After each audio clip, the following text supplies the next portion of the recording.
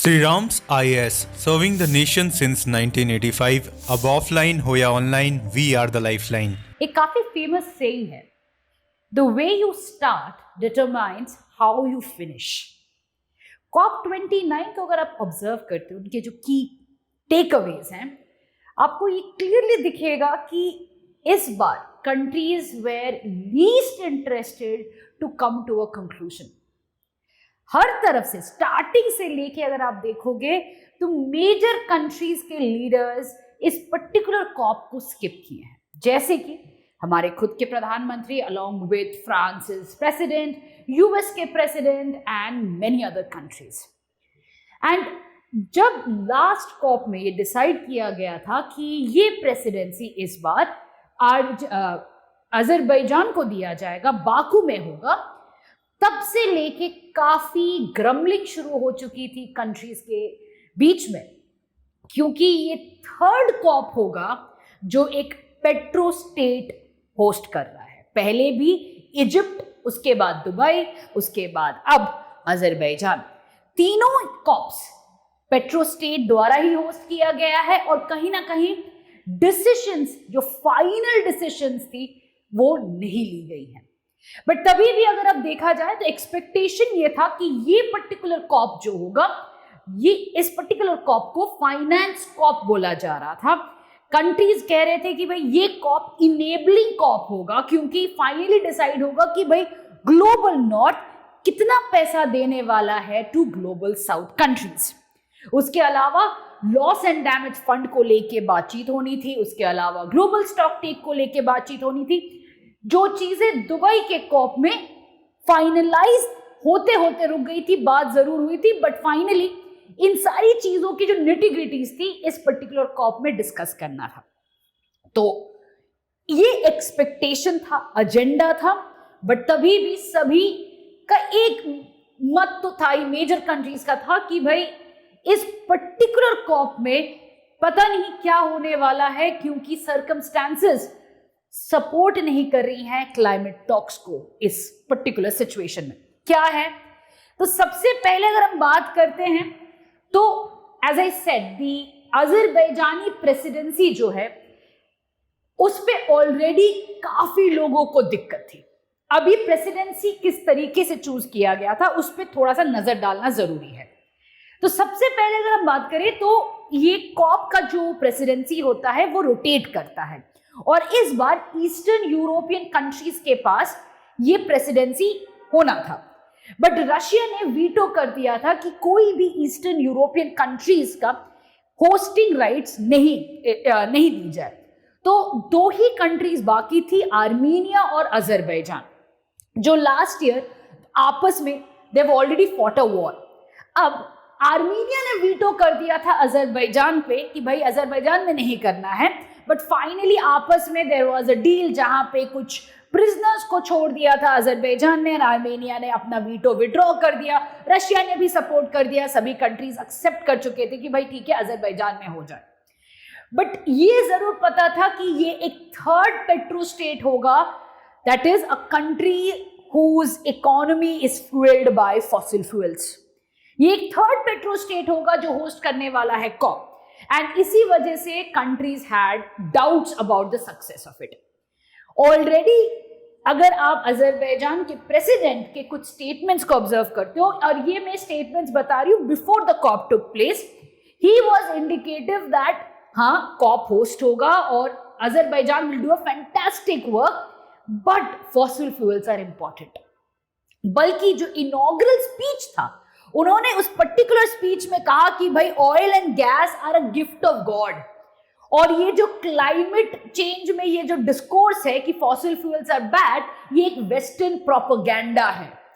बल्कि प्रेसिडेंट ने ऐसे कई डेलीगेट्स को बुलाया, कहा जाता है 2209 डेलीगेट्स थे जो कि ऑयल कंपनीज और ऐसे एजेंसी के साथ लिंक्ड थे जो actually are important for Azerbaijan own gas and oil industry. तो खुद का एजेंडा बहुत क्लियर था, साइडलाइंस में मेजर डिसीजंस लिए जा रहे थे regarding their own exchange of gas and oil, बल्कि अरब कंट्रीज में इसमें इन्वॉल्व थी. Saudi Arabia apparently had a meeting with Central Asian countries regarding renewable energy and gas and oil exchange as well. तो कई सारे साइडलाइंस में ऐसे meetings हुई थी इस पर्टिकुलर कॉप में भी. एंड इसी वजह से कंट्रीज जो ग्लोबल साउथ कंट्रीज हैं, जैसे कि alliance of small island states, उनका कहना है कि इस पर्टिकुलर होस्टिंग में ही दिक्कत था, प्रेसिडेंसी में ही दिक्कत था. इसी वजह से the intention was not correct, that's the reason why delivery नहीं हुआ. इसीलिए मैंने हेडिंग में ही कहा था कि how you start determines how you end, and starting में ही countries had very they had trust issues with each other. मतलब ऑलरेडी ये था कि भाई एक साथ नहीं होने वाला है, क्योंकि climate financing is something that चले ही जा रहा है. रियो समिट से आपने पढ़ा होगा CBDR का, common but differentiated responsibility, and इसी में क्लाइमेट फाइनेंस पे हमेशा से ये दिक्कत चली जा रही है. बट पर्टिकुलर इस प्रेसिडेंसी के समय पे ये एक अंडरस्टैंडिंग था कि there is a lack of trust, जिसके वजह से ये ब्रिज नहीं होने वाला है. दूसरा सर्कमस्टेंशियल अगर हम बात करें तो just before the COP Trump was declared as the US president, and Trump का रिकॉर्ड ये रहा है कि he has always been vehemently against climate change conferences, बल्कि पेरिस क्लाइमेट अग्रीमेंट से पहले भी यूएस को निकाला हुआ है उन्होंने. तो इस बार भी कंट्रीज अक्रॉस उनको पता ही है कि भाई जब वो पावर में आएंगे तो फिर से यूएस विड्रॉ करेगा from the Paris climate agreement, and कोई भी डिसीजन अभी लिया जाए विदाउट यूएस उसका कोई मान्यता नहीं रहने वाली है. बल्कि अर्जेंटीना के जो प्रेसिडेंट थे, he actually after the inaugural session itself ही वॉक्स आउट, एंड कहा जाता है कि he walked out of the COP because of his support for Donald Trump. तो इंडिकेशन तो यही था कि भाई जो जियोपॉलिटिकल सर्कमस्टांसेस हैं along with the Azerbaijani presidency, it was not going to be a successful COP. अब आते हैं कि जो मेजर डिसीजन होना था, that is about the new climate finance goal. Now, what is this finance goal? इसको समझना पड़ेगा हमें, क्यों ये इतना debatable matter है. So on one hand, you all know what is CBDR, right? Common but differentiated responsibility. What is, in very brief, let me explain it. Common CBDR is what कि भाई सबका रिस्पॉन्सिबिलिटी जरूर है climate change के against पे fight करना, that is to stop what we are doing to harm the climate, right. But सबका equal responsibility नहीं है. एक तरफ आपका डेवलप्ड कंट्रीज हैं जिन्होंने सेंचुरीज में जो रिसोर्सेज है, नेचुरल रिसोर्सेज हैं, उनको एक्सप्लॉइट करके अपना डेवलपमेंट फ्यूल किया है. दूसरी तरफ डेवलपिंग कंट्रीज हैं, और डेवलपिंग कंट्रीज में अभी जस्ट शुरुआत हुई है लास्ट 50 इयर्स में टू मूव टुवर्ड्स डेवलपमेंट. जरूरी है कि हाँ क्लाइमेट चेंज के अगेंस्ट फाइट करे, पर रिस्पॉन्सिबिलिटी सेम नहीं है. तो जो ग्लोबल नॉर्थ है वो डेवलप्ड कंट्रीज के साथ इक्वेट होता है, और जो ग्लोबल साउथ है वो डेवलपिंग कंट्रीज के साथ इक्वेट होता है. अब ग्लोबल साउथ में भी कई सारे ग्रुप्स हैं, जैसे कि आपका LDC है, लीस्ट डेवलप्ड कंट्रीज, उसके अलावा alliance of small island states, उसके अलावा भी there are camps that have been made in this entire global south. Global north की अगर हम बात करें तो ग्लोबल नॉर्थ में भी कैंप्स हैं. एक है यूएस लेड कैंप, एक है EU लेड कैंप, और दूसरा आ जाता है आपका ऑयल प्रोड्यूसिंग कंट्रीज. तो यहाँ पे कई सारे कैंप्स हैं, और हर कैंप का खुद का एजेंडा है जब हम बात करते हैं क्लाइमेट फाइनेंस को लेके. अब पेरिस अग्रीमेंट के अंडर पे ये था कि भाई $100 बिलियन दिया जाएगा एज पर COP21. अब ये $100 बिलियन क्यों दिया जाएगा ग्लोबल साउथ कंट्रीज को? 3 रीजंस दी गई थी, राइट. सबसे पहला था कि भाई आपको अगर कोई भी global south country, developing country की बात करें, तो एक है कि आपको अपना जो सिस्टम है जिसकी वजह से पोल्यूशन हो रहे हैं, ग्रीन हाउस गैस एमिट हो रहे हैं, उसको बदलना पड़ेगा, right. You have to change it, adjustment करना है. उसके बाद मिटिगेट करना है. मिटिगेट मतलब आपको ऑल्टरनेटिव्स पे जाना पड़ेगा, ताकि जो भी डिस्ट्रक्शन हुआ है उसको रोक के we can reverse certain things. And तीसरा है लॉस एंड डैमेज, जो कि हाल ही में COP 27 और 28 में फाइनलाइज हुआ है।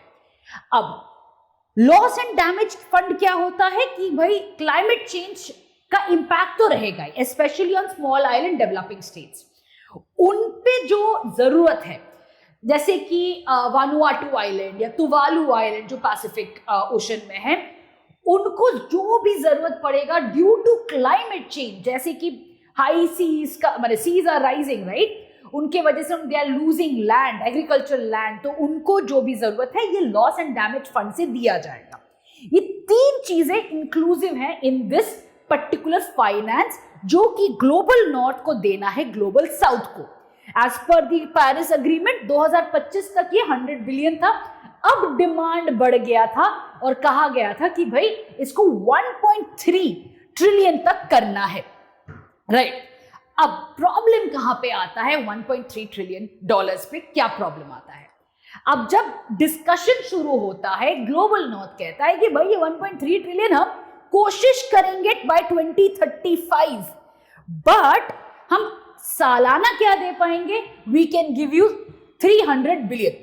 सो 300 बिलियन अ ईयर बाय 2035 हम दे पाएंगे। बट कैच कहां पे आता है ना? यहां पे दिक्कतें शुरू हो जाती है। सबसे पहले तो आपका जो डिस्कशन था 1.3 ट्रिलियन से इसको लेके आया गया 300 बिलियन एनुअली, जिसको बहुत सारे कंट्रीज ने क्रिटिसाइज किया। बट प्रॉब्लम कहां पे आता है इज ऑन टू मैटर्स। पहला प्रॉब्लम आता है कि ये जो पैसा है वो किस तरीके से दिया जाएगा ग्लोबल साउथ कंट्रीज को।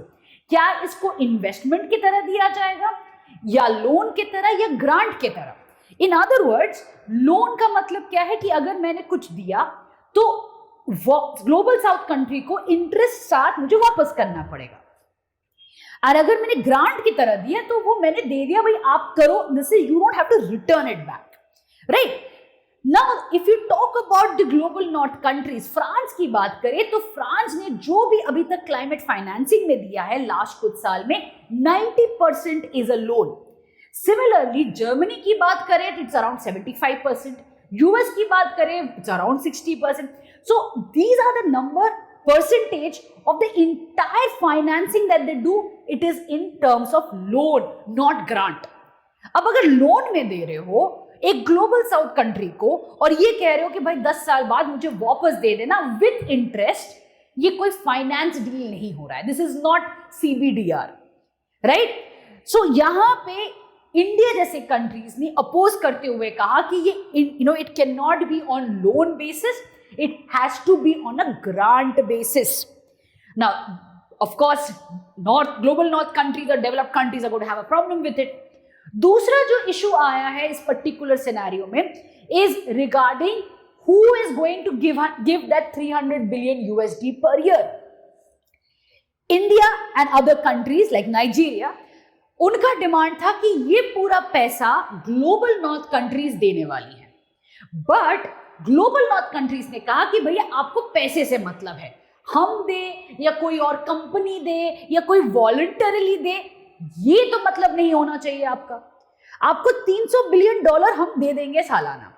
अब प्रॉब्लम क्या है यहां पे कि एक तरफ हाँ सही में पैसा आ रहा है, but countries like India and Nigeria कह रहा है कि भाई आप, that is the global north countries जिनके वजह से ये पोल्यूशन हुआ है, जिनके वजह से क्लाइमेट चेंजेस हो रही हैं, अगर उनसे हम ये एक्सपेक्ट ना करें एंड वो किसी और से ये वॉलंटरी डिपॉजिट करे तो हमारा सोर्स ऑफ फंडिंग रिस्ट्रिक्ट हो रहा है.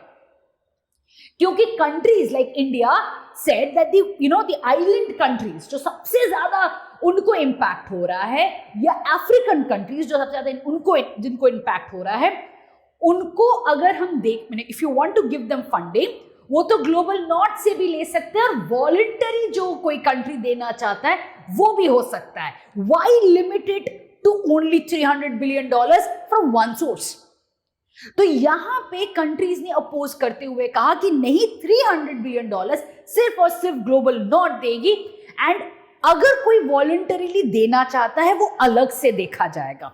बट यही चीज ग्लोबल नॉर्थ ने मना कर दिया और कहा कि नहीं भाई, $300 $300 billion will be open for voluntary inputs. जैसे कि अगर चाइना देना चाहती है एज अ वॉलंटरी इनपुट, वो दे सकती है, and this will be seen as part of the 300 billion financial goal. Now these are the two problems that emerged, जहां पे डिविजन्स दिखने लगे थे फर्स्ट वीक ऑफ COP29 से, जब से हो रहा था. इसी वजह से इंडिया ने एक स्टेटमेंट भी रिलीज किया था प्लेनरी सेशन में, कहते हुए कि भाई दी फाइनेंशियल गोल जो भी होने वाला है उस पे ये स्पेसिफिसिटी होनी चाहिए कि किस तरीके से कोई भी कंट्री देगा और उस पर्टिकुलर अमाउंट कहां से आएगा, who और what is the source of that contribution. ये सारे स्पेसिफिसिटीज अगर नहीं मेंशन है तब ये फाइनेंशियल गोल जो हम बात कर रहे हैं it is just an illusion, जो कि हाल ही में बताया गया है कि इट्स एन ऑप्टिकल इल्यूजन, कुछ भी नहीं है यहाँ पे. ये सिर्फ it's too little too late अगर देखा जाए. जिस तरीके से हम बात कर रहे हैं कि it's a huge problem, countries need a lot of money to stop the climate changes, greenhouse gas emission है, transition towards renewable energy. Global South countries need a lot of money and technology. इतने पैसे से कुछ नहीं होने वाला है, and especially इतने vague wordings कि ये कहाँ से आ रहा है पैसा, इसमें तो और भी दिक्कतें होने वाली हैं. So इसी वजह से this exact deal has been called out, right? Now let's move down to the next thing जो loss and damage fund में आया.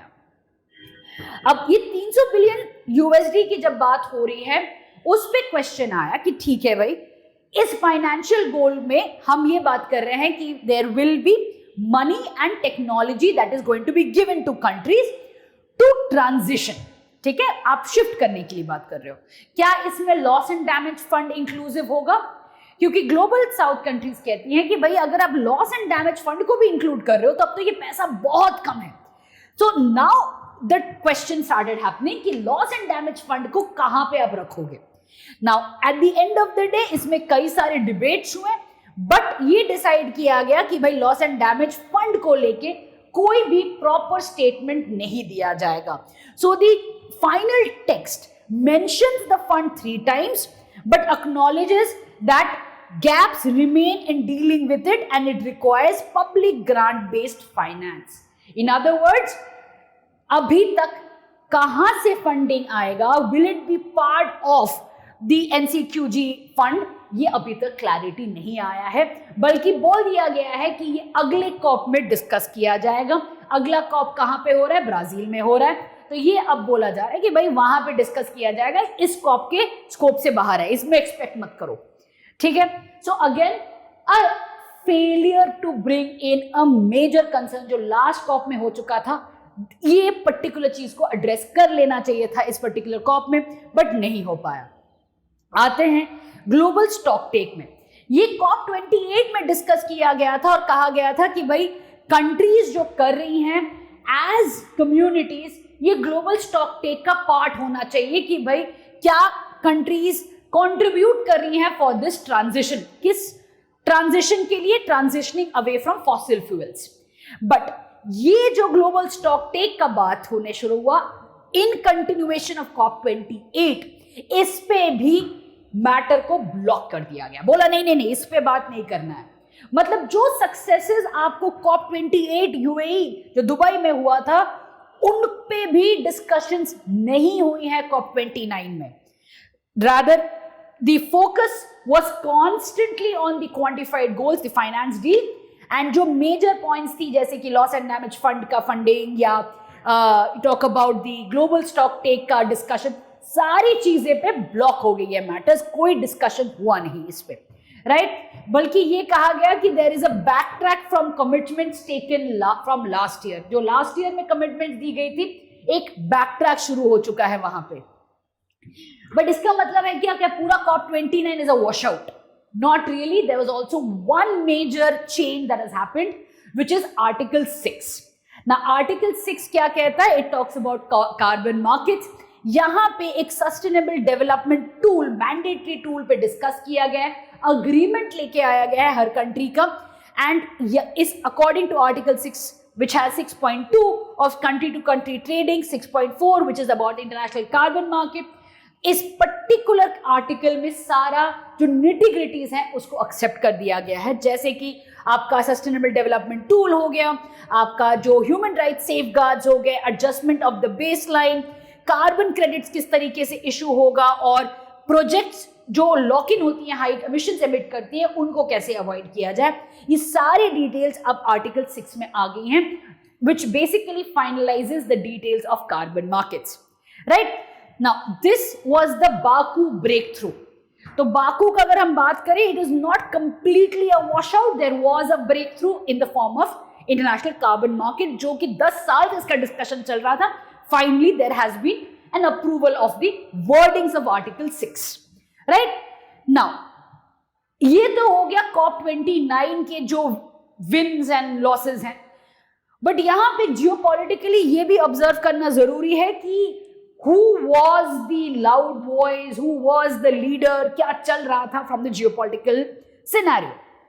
एक तरफ, as I have already mentioned, with Donald Trump coming in, सभी countries का एक तरह से they were just not interested to put a good step forward. But यहाँ पे China is very important. China was very quiet throughout the COP29. आपको कोई major statement, कोई मेजर हल्ला नहीं दिखने वाला है. बट एक पर्टिकुलर सेशन में China gave a breakthrough of how much it contributes to climate financing.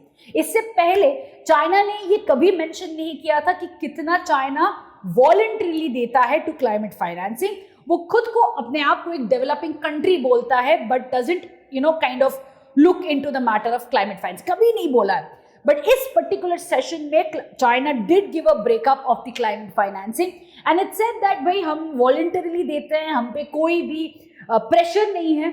We are a developing country but we continue to help countries that need it more than us. ये जो sentiment था, इसके वजह से China को support करने में कई कंट्रीज आ गए and major global south countries actually congratulated China for doing this. कहीं ना कहीं ये again it is quite ascent of China हम देख सकते हैं एक तरफ, because everybody was obsessed with Donald Trump and what Donald Trump will do. China ने उसी मौके को यूटिलाइज करते हुए मौके में छक्का लगा दिया, राइट? एंड ग्लोबल साउथ को बोल दिया कि भाई forget US, मैं हूं ना. And that is what exactly it did. बल्कि यहाँ पे मतलब चाइना के जो कंटिजेंट थे उन्होंने ये भी कहा है कि भाई हमारा जो वॉलंटरी डिपॉजिट्स हैं, अगर आप चाहते हो तो क्लाइमेट फाइनेंस डील में इंक्लूड कर दो, अगर नहीं चाहते हो हम तो बायलैटरली तभी भी देते हैं. So it's we leave it to the countries involve. China को जो करना है वो चाइना करता रहेगा for fighting against climate change. Now this was a major step taken by China. Now let's come down to what did India do. अगर आपने आज न्यूज़पेपर्स देखे हैं तो you would have seen that India ने bold and historic statement दिया. COP29 के statement को समर्थन न देते हुए कहा कि भाई it is an optical illusion, कि जो प्रॉमिस किया गया है, जो एक्चुअली जो क्वांटिफाइड गोल है, फाइनेंस डील है, इट इज नॉट इनफ. और उसके जो डिटेल्स हैं उसमें डेविल खुद बैठा हुआ है कि कैसे दिया जाएगा और इससे क्या फायदा होने वाला है. So India has taken upon itself along with other countries like Bolivia, Nigeria to take upon this role. अब इसको दो तरीके से हम रीड कर सकते हैं. एक तरफ हमें ये रीड करना है कि India as a voice of the global south came up and said कि ग्लोबल नॉर्थ ने सही नहीं किया है. What it has to do, it has delivered much below what they had promised. And global south specially जो countries इतना strong नहीं है इन द इंटरनेशनल प्लेटफॉर्म, उनके लिए countries like India, Nigeria have to fight. So India has taken upon itself to deliver that that news हम बोले या the stand हम इसको अगर हम कहते हैं तो India is very clear about it. Secondly, India has also made it clear that जिस तरीके से COP चल रहा है, there is a crisis in multilateralism.